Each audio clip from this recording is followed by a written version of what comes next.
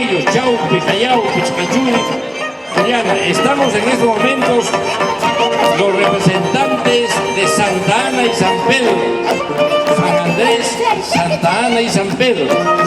La fiesta del Yarja Aspi, en algunos otros sitios se llama la champería, en el mes de agosto, en el homenaje, respeto solidario a la madre tierra, al agua.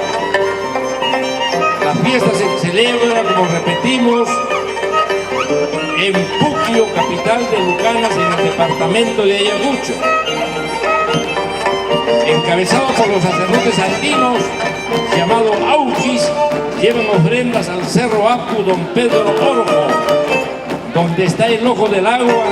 Allí realizan una ceremonia de pago a la Pachamama, dando ofrenda a los mejores productos que han cosechado y pidiendo que no les falte agua y fertilidad de la Pachamama.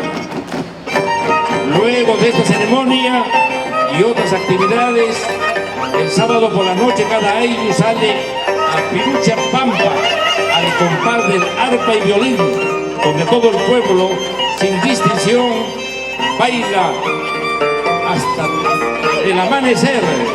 Sequia Tuzu, y cada grupo demuestra el mejor zapateo. Ahí estamos viendo al compás de la música. Este baile dura 3 o 4 días.